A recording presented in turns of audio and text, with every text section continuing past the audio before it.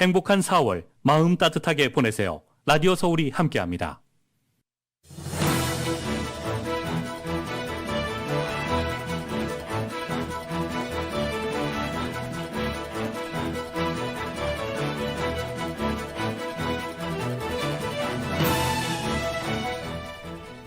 미국 경제가 회복 국면에서 처음으로 뒷걸음질 쳤습니다. 올 1분기 경제 성장률이 마이너스 1.4%를 기록했는데 바이든 대통령은 기술적 요인 때문이라며 경기 침체를 우려하지 않는다고 강조했습니다. 바이든 대통령이 우크라이나에 대한 지원을 위해서 330억 달러 규모의 예산안을 의회에 요청했습니다. 또 러시아가 갑작스레 가스 공급을 중단한 유럽의 에너지 위기를 지원하기 위해서 한국, 일본 등과 협력하겠다고 밝혔습니다. 의회가 우크라이나에 대한 신속한 무기 지원을 위해 81년 만에 다시 꺼내든 무기 대여법의 개정을 완료했습니다. 바이든 대통령이 서명해서 공포하면 법률로서 효력을 갖게 됩니다. 연방노동부가 지난주 신규 실업수당 청구 건수가 전주보다 5천 건 감소한 18만 건으로 집계됐다고 밝혔습니다. 코로나 백신 제조업체인 모더나가 가장 먼저 5살 이하 어린이용 코로나 백신의 긴급 사용을 승인해달라고 보건당국에 요청했습니다. 북한의 김정은 국무위원장이 우크라이나를 침공한 푸틴 러시아 대통령의 전략을 모방하면서 더욱 공격적으로 돼가고 있다는 미국 외교 전문가의 지적이 나왔습니다. 북한이 핵무력 위협 수위를 높이고 있는 가운데 한국과 중국의 북핵 수석 대표가 서울에서 만나 한반도 긴장 완화 방안 등을 논의합니다. 윤석열 당선인과 조 바이든 대통령의 한미 정상회담 일정이 다음 달 21일로 확정된 가운데 이번 회담에선 북핵 등 안보동맹 강화 방안 그리고 공급망과 글로벌 공급망과 신기술 협력 방안 등이 핵심 의제로 논의될 것으로 보입니다. 한국 정부가 다음 주부터 야외 마스크 의무를 해제하는 쪽으로 가닥을 잡고 오늘 이 같은 방침을 발표할 계획입니다.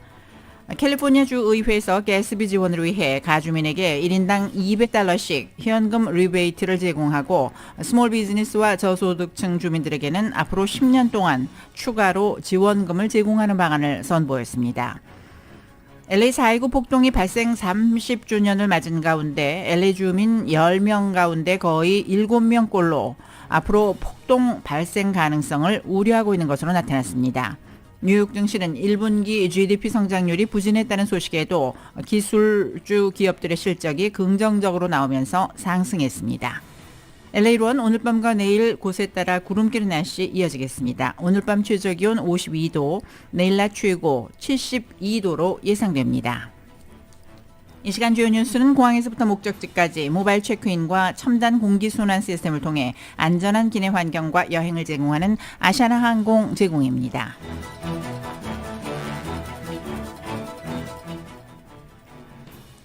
여러분 안녕하십니까? 라디오 서울 이브닝 뉴스 4월 28일 목요일 순서입니다. 진행의 김미회입니다.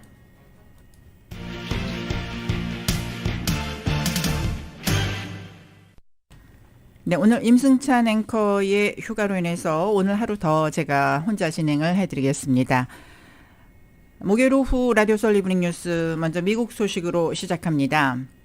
계속되는 코로나19 사태로 인해서 물가 급등 또 우크라이나 전쟁으로 인해서 미국 경제가 회복 국면에서 처음으로 뒷걸음질 쳤습니다. 올 1분기 경제 성장률이 마이너스 1.4%를 기록했는데 바이든 대통령은 기술적인 요인 때문이라며 경기 침체를 우려하지 않는다고 강조했습니다. 이 소식 먼저 YTN 특파원이 보도합니다. 미국 상무부는 올해 1분기 미국 경제 성장률을 연율로 환산해 마이너스 1.4%로 집계했습니다. 이로써 미국 경제는 7개 분기 만에 마이너스 성장으로 돌아섰습니다. 미국은 코로나19 사태 초기인 2020년 1분기와 2분기 마이너스 성장을 기록한 이후 6개 분기 연속 플러스 성장을 했습니다. 직전인 지난해 4분기에 6.9% 성장한 것과 블룸버그 통신과 월스트리트 저널이 전망한 1%를 고려하면 예상 밖의 결과입니다. 역대 최대 기록을 갈아치운 심각한 무역 적자가 주요 원인입니다. 여기에 국방 등 정부 지출이 감소한 것도 한몫했습니다. 연초 오미크론 확산에 우크라이나 전쟁 발발로 에너지와 원자재 값이 오르는 등 인플레가 악화한 탓입니다.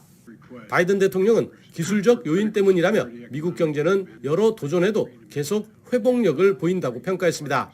What you're seeing is enormous growth in the country that was affected by everything from COVID and the COVID blockages that occurred along the way. 또 경기 침체에 진입한 것도 아니고 우려도 하지 않는다고 강조했습니다. 백악관도 지난해 540만 개의 창업 신청과 190만 개의 일자리 창출이 있었다며 이를 뒷받침했습니다. I'm not concerned about a recession. And we also had last quarter consumer spending and business investment and residential investment increased at significant rates, both for leisure as well as hard products. 하지만 경기 침체에 대한 우려는 여전합니다. 도이체방크가 내년 경기 침체 가능성을 공식 경고한 데 이어 골드만삭스도 1년 후 침체 확률을 35%로 추정했습니다. 특히 인플레 억제에 사활을 건 연준이 본격적인 금리 인상과 양적 긴축에 들어가면 침체를 가속할 수 있습니다. 미국 언론은 경기 침체 공포감이 커지고 있다며 바이든 대통령이 1분기 경기 수축을 가볍게 여기는 것 아니냐고 지적했습니다. 워싱턴에서 YTN 강태욱입니다. 토니 블링컨 국무장관이 오늘 미국과 동맹 간의 관계가 그 어느 때보다도 강력하다고 평가했습니다. 특히 강력한 관계를 유지하는 동맹을 언급하면서 한국도 거론했습니다. 블링컨 장관은 오늘 연방하원 외교위원회 청문회에서 미국은 아프가니스탄에서의 실수 이후 대만 같은 동맹들이 미국의 지원을 확산하도록 어떤 조처를 하느냐는 질문에 미국의 동맹 및 파트너들의 신뢰가 지금 높은 수준에 있다고 말하고 싶다며 우리가 우크라이나와 관련해서뿐 아니라 다른 많은 이슈에 대해서 지난 몇 달 동안 발휘해온 리더십 때문이라고 말했습니다. 작년 8월 철군 직후 탈레반이 아프가니스탄을 장악함으로써 실패한 외교 정책이라는 비판을 받고 있어 다른 동맹들이 미국을 신뢰할 수 있겠느냐는 지적에 동맹이 더욱 강화되었다는 인식을 드러내며 반박에 나선 것입니다. 블링컨 장관은 내가 바이든 대통령한테서 받은 첫 지시 중 하나는 많은 동맹과 파트너십을 다시 회복해 재활성화하는 데 집중하라는 것이었다며 그것이 정확히 우리가 한 일이라고 언급했습니다. 또 자신이 기억하는 한 미국은 현재 과거보다 나토와 더욱 지속적인 관계에 있다고도 말했습니다. 특히 우리는 일본, 한국, 호주, 뉴질랜드 등 아시아 태평양 전역에서 파트너십을 재활성화했다며 미국, 인도, 호주, 일본을 하나로 묶는 쿼드에 활력을 불어넣었다고 강조했습니다. 연방노동부가 오늘 지난주 신규 실업수당 청구 건수가 18만 건으로 집계됐다고 밝혔습니다. 전주보다 5천 건 감소했고 월스트리트저널이 집계한 전문가 전망치와 같은 결과입니다. 신규 실업수당 청구 건수는 코로나19 사태 이전 기록인 22만 5천 건보다 낮은 수준을 유지하고 있습니다. 최소 2주 이상 실업수당을 신청하는 기속 실업수당 청구 건수는 1,000건이 감소한 140만 8천 건으로 1970년 2월 이후 최저치 기록을 경신했습니다. 이와 관련해 연준이 급격한 금리 인상을 예고한 만큼 실제 경기가 후퇴할 경우 노동시장에도 여파가 밀려올 것이라는 우려도 적지 않습니다. 코로나 백신 제조업체 모더나사가 가장 먼저 5살 이하의 어린이용 코로나 백신의 긴급 사용을 승인해달라고 보건당국에 요청했습니다. 성인의 4분의 1 용량을 2번 접종하는 방식입니다. 이 소식 KBS가 보도합니다. 모더나는 현지 시각 28일 6개월에서 5살 사이 영유아를 위한 코로나 백신의 긴급 사용 승인을 미 식품의약국 FDA에 신청했다고 밝혔습니다. 모더나는 모두 2차례에 걸쳐 25 마이크로그램씩 주사하는 것을 정규 접종법으로 승인을 요청했습니다. 이는 성인 접종량의 4분의 1입니다. 모더나는 5살 미만 어린이 6,700명에 대한 임상시험에서 25 마이크로그램을 투여한 어린이들도 백신을 맞은 성인과 비슷한 면역 반응이 나타났으며 탄탄한 중화항체 반응과 양호한 안전성을 보였다고 밝혔습니다.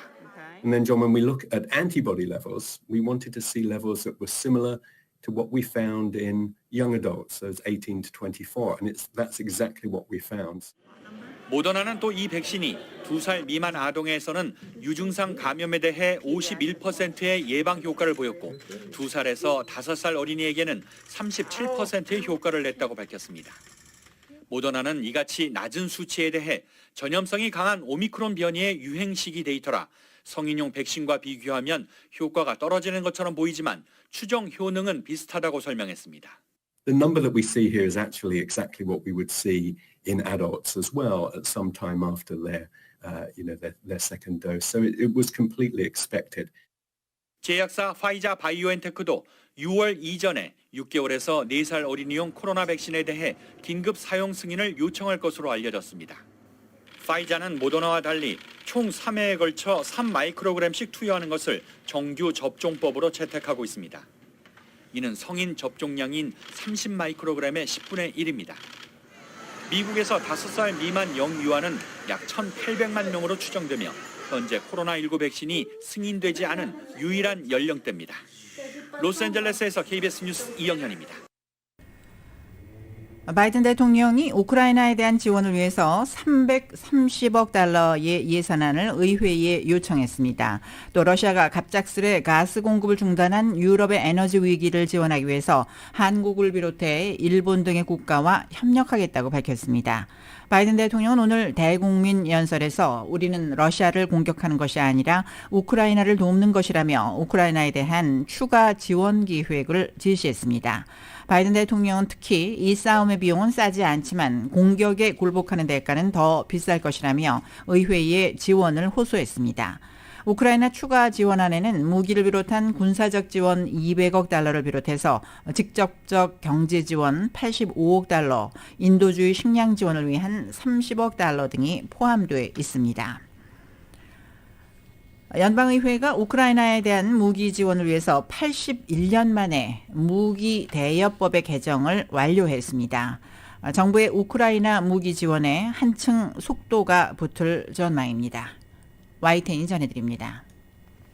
미국 하원은 현지 시각 28일 무기 대여법 개정안을 찬성 417표, 반대 10표의 압도적 지지로 통과시켰습니다. 이에 앞서 미국 상원은 지난 8일 같은 법안을 만장일치로 통과시켰습니다. 무기 대여법은 미국이 2차 대전 당시 시간이 많이 소요되는 절차적 장애 없이 연합군에 물자를 공급할 수 있도록 허용한 법으로 전쟁의 판도를 바꾼 법이란 평가까지 받았습니다. 무기 대여법은 1941년 나치 독일에 저항하는 동맹을 돕기 위해 프랭클린 루스벨트 당시 대통령이 주도한 법으로 당시 벼랑 끝에 서 있던 영국 윈스턴 처칠 총리의 요청에 따라 성안됐습니다. 이 법은 미국이 동맹국에 무기를 지원할 때 거쳐야 하는 행정 절차 등을 제거해 사실상 실시간 무기 등 전쟁 물자 지원을 가능하게 했습니다. 이번 개정안 처리로 미국은 우크라이나에 필요한 무기를 실시간으로 지원할 수 있게 되며 우크라이나는 일단 원하는 무기를 빌려 쓰고 전쟁이 끝난 뒤 대가를 지불하면 됩니다.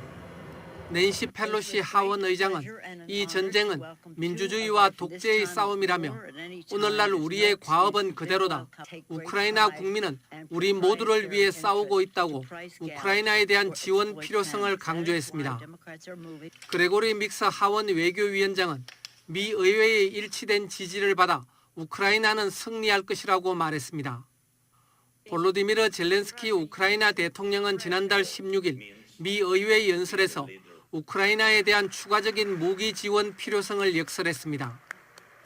무기 대여법이 하원을 통과한 날 조 바이든 미국 대통령은 우크라이나에 대한 330억 달러, 우리 돈으로 42조 원 규모의 군사적 경제적 추가 지원 계획을 밝히고 의회에 예산을 요청했습니다. YTN 김원배입니다. 김정은 북한 국무위원장이 우크라이나를 침공한 푸틴 러시아 대통령의 전략을 모방하면서 더욱 공격적으로 되고 있다는 미국 외교 전문가의 지적이 나왔습니다. 워싱턴 포스트 외교 안보 칼럼니스트인 조시 로기는 오늘 김정은은 푸틴의 우크라이나 전략을 채택하고 있다는 제목의 칼럼에서 과대망상적인 전체주의 독재자 김정은은 그의 이웃 민주국가를 공격하겠다고 위협한다며 석 달 전 푸틴을 완벽하게 묘사했다고 지적했습니다. 로기는 푸틴이 우크라이나를 침공한 후 김정은의 언사가 더욱 공격적으로 되는 것은 우연이 아니다라며 푸틴이 위험 억제, 긴장 고조, 핵 벼랑 끝 전술에 대한 지정학적 교과서를 다시 쓰면서 그의 문화생인 김정은도 주목하고 있다고 말했습니다. 지난 2월 말 침공을 앞두고 푸틴 대통령이 우크라이나를 위협했듯이 지금은 김정은이 그것을 따라하듯이 한국 등 이웃국을 위협하고 있다는 분석인 셈입니다. 로기는 또 미국이 유럽의 위기에 초점을 맞추는 동안 김정은은 동아시아에서 판돈을 키우고 있다고도 지적했습니다. 일부 한국의 북한 전문가들은 김정은이 두 가지 방식으로 푸틴 대통령의 대우크라이나 전략을 모방하고 있다고 본다고 설명하기도 했습니다. 공세적인 재래식 군사태세를 취하는 동시에 서방이 남북 간의 충돌 가능성에 개입하지 못하도록 하기 위해 핵 독트린을 변경하고 있다는 것입니다.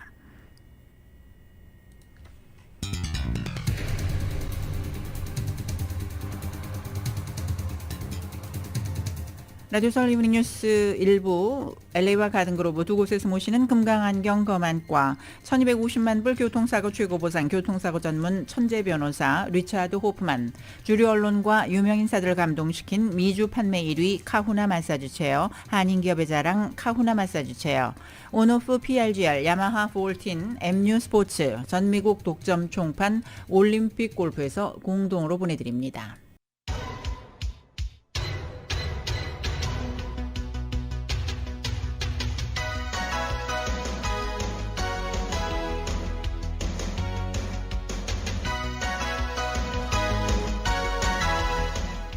다섯 시 19분 조금 지나고 있습니다. 이 시간 교통정보 전해드립니다. 새로운 모빌리티 세상을 열어가는 아이오닉5, 이 시대 가장 진화한 전기차, 완전히 새로운 현대 아이오닉5 제공입니다.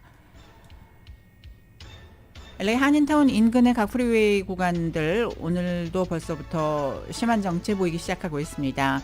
특히 110번 프리웨이 노스 방면은 스타디움 웨이 구간부터 속도가 뚝 떨어지기 시작하고 있는데요. 6가 구간부터는 10마일 미만으로 밖에는 움직이지 못하면서 아담스 블루버드까지 심한 정체 보이고 있고, 이 구간 이후인 익스포지션 블루버드 구간부터도 서행하고 있는 모습입니다.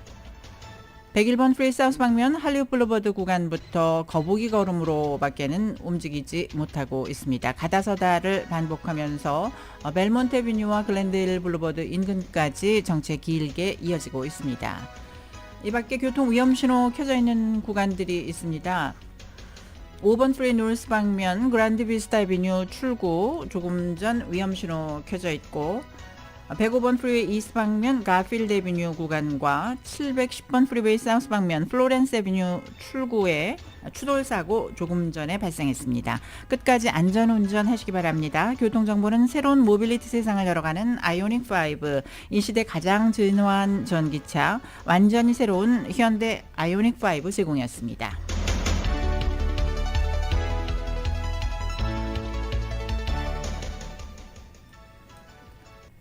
라디오 서울 이브닝 뉴스 함께하고 계십니다. 이번에는 타운과 로컬 소식 간추려드립니다.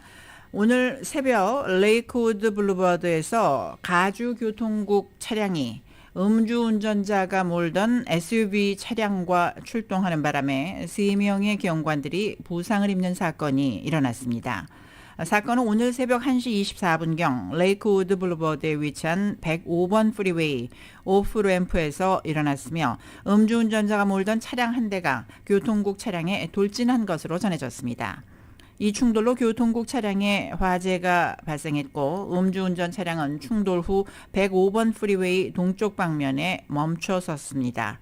목격자에 따르면 사고를 낸 여성 용의자는 과속 운전을 했는데 브레이크를 밟지 않아 교통국 경관들의 차량과 충돌을 했다고 진술했습니다. 용의자는 음주운전 혐의로 체포됐습니다. 오늘 부상을 입은 3명의 경관 중 2명은 가벼운 부상을 입었고 1명은 심각한 부상을 입었으며 모두 병원으로 이송됐습니다. LA 한인타운의 큰 상흔인 4.29 폭동, 이제 30년이라는 세월이 흘렀지만 LA 주민들은 인종 갈등은 오히려 더 악화된 것으로 받아들이고 있습니다. 특히 아시안 주민들 사이에서 인종 갈등 악화를 우려하는 목소리는 더 높았습니다. 이은 기자가 전해드립니다. LA 한인타운 역사의 큰 상처인 4.29 폭동이 발생한 지 30년의 시간이 흘렀으나 LA 시민들의 인종 갈등은 오히려 악화됐다고 봤으며 인종 갈등에 대한 시민들의 우려는 지난 30년 새 최악인 것으로 조사됐습니다. 로욜라 메리마운트 대학의 토마스 앤 도로시 레비 센터가 4.29 폭동 30주년을 맞아 LA 시민들을 대상으로 실시한 설문조사에서 응답자들은 4.29 폭동과 유사한 위험한 사건이 5년 뒤에 발생할 것 같냐는 질문에 응답자 중 68%가 유사한 사건이 발생할 것 같다고 답했습니다. 또한 지난 4년간 LA 시내 인종들 간의 관계가 개선되었냐는 질문에는 응답자 중 40%가 LA 시내 인종관계가 오히려 악화됐다고 답했습니다. 42%가 그다라고 답했고 19%가 개선되었다고 답했습니다. 특히 아시안 주민들의 경우 대다수가 인종관계는 4.29 폭동 때보다 오히려 더 악화되었다고 응답했습니다. UCLA 블렌단 스티븐슨 역사 교수는 조지 플로이드의 죽음 이후 블랙 라이브스 매터 시위가 곳곳에서 일어나고 코로나 팬데믹을 계기로 아시안 종호 범죄가 늘면서 인종 갈등에 대한 주민들의 우려가 늘어난 것으로 풀이했습니다. 한인타운 주민들 상당수가 폭동 발생 후 30년이 지났지만 한흑 관계는 아직까지 개선되지 않았다는 의견을 내놓고 있습니다. 타운 주민들은 코로나 팬데믹을 계기로 전국적으로 아시안 종호 범죄가 기승을 부리는 것과 때를 같이해 최근 타운에서 흑인 노숙자들이 한인들을 이유 없이 공격하는 사건이 빈발하면서 한흑 갈등 프레임이 또다시 수면으로 떠오르고 있다고 지적했습니다. 폭동 당시 타운을 지키기 위해 앞장서다 안타깝게 목숨을 잃은 고 이재성 군의 모친인 이정희 씨는 30년이 지났음에도 두 커뮤니티 간의 갈등은 여전히 존재한다고 전했습니다. 나는 아직까지라고 생각해요. 앞으로 더 조심해야 될 것 같아요. 아직도 그 갈등은 있는 것 같아요. 이제는 그때하고 좀 많이 달라졌잖아, 우리 한인 사회가. 스무스하게 이렇게 이루어질까 하는 건 나도 묻고 싶어요. 이정희 씨는 해묵은 갈등을 봉합하기 위한 두 커뮤니티의 노력이 그 어느 때보다 절실히 필요하다고 밝혔습니다. 저기 뉴욕의 총기 사건. 아니 어떻게 그런 생각을 해요. 근데 또 그게 흑인이잖아요. 나오는 대답이 쟤네들이 저러니까 남한테 저기 멸시를 당하는 거다. 또 걔네들은 그 뭐가 여기에 쌓여 있었을 거 아니에요, 속에. 4.29 폭동 이후 한흑 커뮤니티가 관계 개선에 많은 노력을 기울였음에도 좀처럼 해소되지 않는 인종 갈등 문제를 바라보는 한인들의 심경은 복잡합니다. 실질적인 관계 개선을 위해서는 부단한 노력이 필요할 것으로 보입니다. 라디오 서울 뉴스 이은입니다. 지난해 줄어들었던 LA 한인타운 지역 노숙자 관련 민원이 올 들어 다시 증가한 것으로 집계되었습니다. LA시 민원 서비스인 MyLA 311에 올해 1월 1일부터 3월 31일까지 1분기 민원 접수 현황에 따르면 주민의회 지역별로 웰셔 코리아타운 지역에서 접수된 노숙자 관련 민원은 총 464건으로 집계되었습니다. 이는 지난해 1분기보다 117건이 증가한 것이고 비율로는 33.7%가 늘어난 수치입니다. 노숙자 관련 민원은 악취, 쓰레기, 통행로 차단, 안전 등 다양한 이유로 접수되는 것으로 알려졌습니다. 2019년 1분기에 486건, 2020년 1분기 531건 등으로 증가해오다 지난해 줄어들었지만 올해 다시 증가한 상황입니다. 윤석열 대통령 당선자의 취임을 축하하는 해외 동포 지도자 대회가 다음 달 9일 서울에서 열립니다. 해외 동포 세계 지도자 협의회에 따르면 윤 대통령 당선인 취임식인 5월 10일 하루 앞두고 밀레니엄 힐튼 서울 호텔에서 3차 해외 동포 지도자 대회가 개최됩니다. 참석자는 27개국에서 140여 명의 해외 동포들과 김덕룡 전 민주평통 수석 부회장 등을 포함해 총 250여 명이 참석합니다. 캘리포니아주 의회에서 가스비 지원을 위해 가주민에게 1인당 $200씩 현금 리베이트를 제공하고 스몰 비즈니스와 저소득층 주민들에게는 앞으로 10년 동안 추가로 지원금을 제공하는 방안을 선보였습니다. 정현호 기자가 전해드립니다. 가주 상원민주당이 가주민에게 1인당 $200의 텍스 리베이트를 단발로 제공하는 방안을 28일 선보였습니다. 최근 주정부의 세수가 늘어나면서 늘어난 세수를 주민들에게 일부 돌려줘 가스비 인상 등 인플레이션으로 어려움을 겪는 주민들에게 숨통을 터주자는 취지라고 상원민주당 지도부는 설명했습니다. 민주당에 따르면 주정부는 앞으로 14개월에 걸쳐 $680억 달러에 기록적인 세수 증가를 누릴 것으로 알려졌습니다. 상원 민주당이 선보인 방안에 따르면 연소득 25만 달러 이하 가구를 대상으로 납세자 1명당 200달러를 제공하고 자녀 1명당 추가로 200달러를 제공하는 내용입니다. 연소득 25만 달러 이하인 4인 가족의 경우 총 800달러의 리베이트를 받게 됩니다. 이번 방안에는 가주의 스몰 비즈니스 업주들을 위해 보조금을 지급하자는 내용도 담고 있습니다. 지난 코로나 팬데믹 속 정부가 제공한 실업수당을 커버하기 위해 업주들의 급여세 부담이 높아지게 되는데 내년에 업주들은 종업원 1명당 연간 평균 21달러를 더 부담해야 할 것으로 추산되며 2031년경에는 종업원 1명당 189달러까지 뛸 것으로 추산됩니다. 민주당은 100억 달러의 예산을 투자해 종업원이 250명 이하인 비즈니스 업주들에게 10년 동안 급여세 인상 부담을 덜어주자고 제안했습니다. 또 웰페어 프로그램인 켈웍스에 가입된 가족들에게 추가로 정부가 보조금을 지급하고 저소득층 장애인 주민들에게도 추가로 혜택을 늘리자는 내용을 담고 있습니다. 라디오 서울뉴스 정현호입니다. 코로나 팬데믹 이후 처음으로 지난달 LA 국제공항의 국제선 이용객 수가 100만 명을 넘어섰습니다. 지난달 LA 국제공항을 거쳐간 국제선 탑승객 수는 106만 2천 명으로 이는 1년 전보다 20.6%가 늘어난 것입니다. 지난달 국제공항을 이용한 전체 탑승객 숫자는 500만 명을 넘어섰는데 이는 1년 전과 비교해서 99%가 늘어난 것입니다. 국내선 탑승객 수는 414만여 명으로 1년 전과 비교해서 83%가 늘었습니다. 오픈뱅크가 올 1분기에 820만 달러의 순이익, 주당 순이익 53센트로 1년 전보다 순이익이 61%가 늘었습니다. 대출은 15억 1천만 달러로 1년 전보다 28%가 늘었고 예금은 16억 7천만 달러로 1년 전보다 30%가 늘었습니다. 자산은 18억 6천만 달러입니다. 오늘 LA 통합교육부의 알베르토 까발로 교육감이 12살 이상 학생들의 백신 접종 의무화 조항을 내년 7월 1일까지로 연기하기로 했습니다. 하지만 교직원들의 백신 접종 의무화는 계속해서 유지됩니다.